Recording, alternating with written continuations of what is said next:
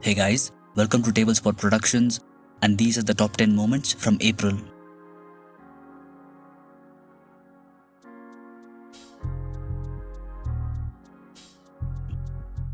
Tyson Fury, arguably the best heavyweight boxer in the world right now, wants to return to WWE. Tyson had a boxing match against Dillian Whyte on April 23rd at Wembley Stadium, and he would go on to win the fight in the 6th round via TKO. And after the fight, in the post-media scrum, Tyson Fury said he will most likely be in attendance for this year's SummerSlam, and he flat out nearly confirmed he will wrestle at the WWE UK Stadium show on September 3rd, now called Clash at the Castle, and his rumoured opponent is the former WWE champion Drew McIntyre. Tyson Fury is currently undefeated in wrestling, as he had previously had a match for the company back in 2019 at the Crown Jewel pay-per-view, where he went one-on-one against Braun Strowman and eventually won the match via countout.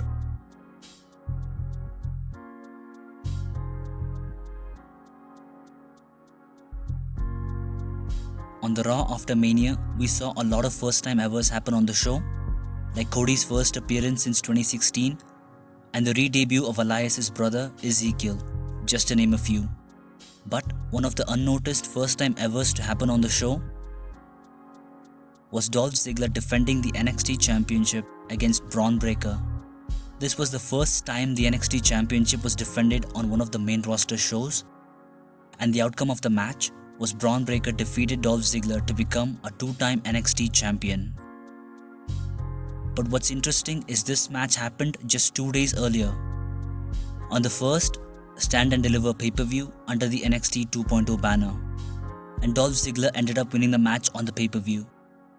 So technically, the Raw after Mania is bigger than their own standalone pay-per-view.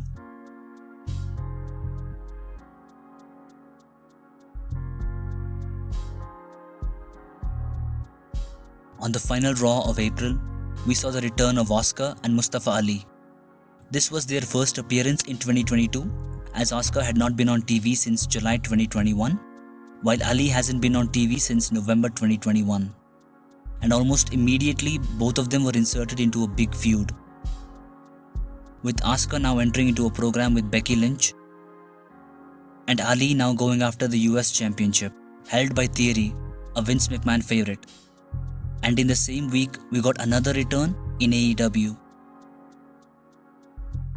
Rey Fenix made his surprise return during the House of Black segment on this week's show, and this was Rey's first appearance since the January 5th episode of Dynamite, where he suffered a dislocation in his left arm during a tag team match against Jurassic Express.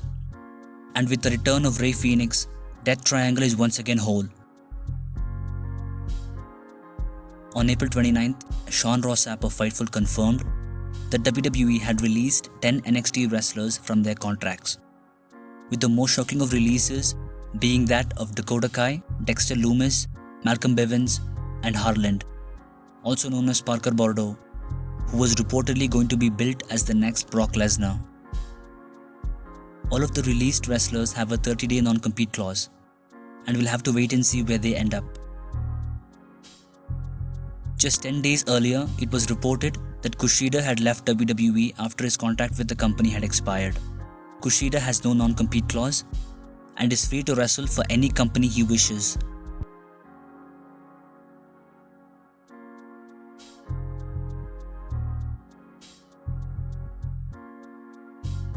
On the third week of April, Roman Reigns surpassed 600 days as Universal Champion, with his title reign beginning in August of 2020 at the Payback pay-per-view inside the Thunderdome, where he won in a three-way match against Braun Strowman and the Fiend Bray Wyatt.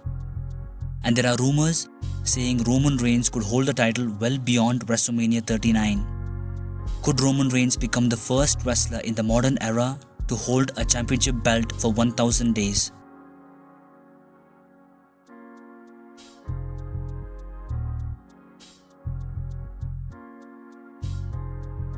On night 2 of WrestleMania Sunday, Pat McAfee was scheduled to face Austin Theory in a singles match. And they ended up having a good match, with Pat McAfee getting the win via the roll-up.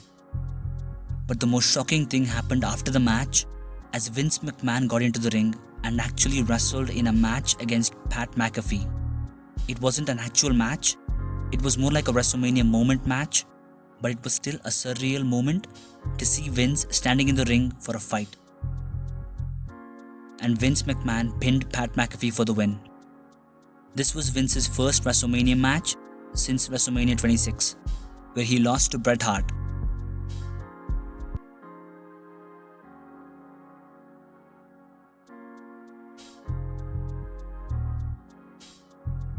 Over WrestleMania weekend, Ring of Honor held their annual Supercard of Honor show, and it was the first Ring of Honor show booked by Tony Khan, as he had announced the acquisition of the company on the first week of March, live on Dynamite. And it was during this pay-per-view we got the return of Samoa Joe to Ring of Honor. And it was later made official on Twitter that Samoa Joe was All Elite. Samoa Joe made his AEW debut on the April 6th episode of Dynamite, just a few days after his Ring of Honor return. And in his debut match, Joe won against Max Caster to qualify in the men's Owen Hart Foundation tournament.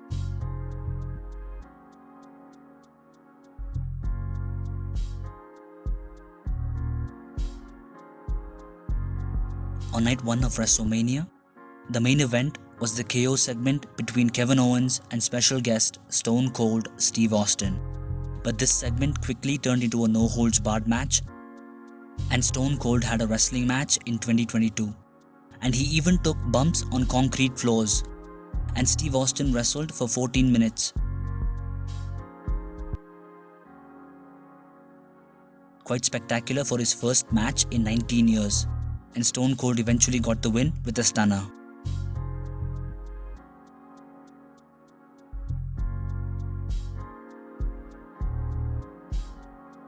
On the April 21st episode of Dynamite, Tony Khan had teased a huge announcement on the show, and that huge announcement was the first ever AEW NJPW joint pay-per-view called The Forbidden Door. And Tony Khan even had the president of New Japan Pro Wrestling live on Dynamite when he made the announcement. And it was later confirmed it will indeed be AEW wrestlers versus NJPW wrestlers at the pay-per-view.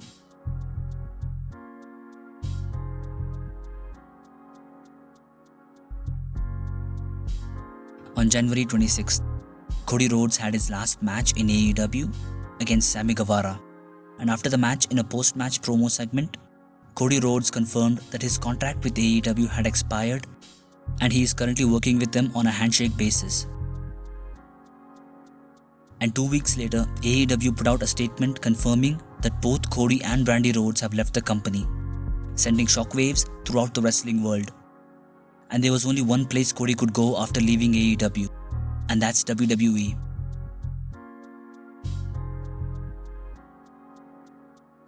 And just a week after Cody's departure, WWE started giving subtle hints at his return to the company.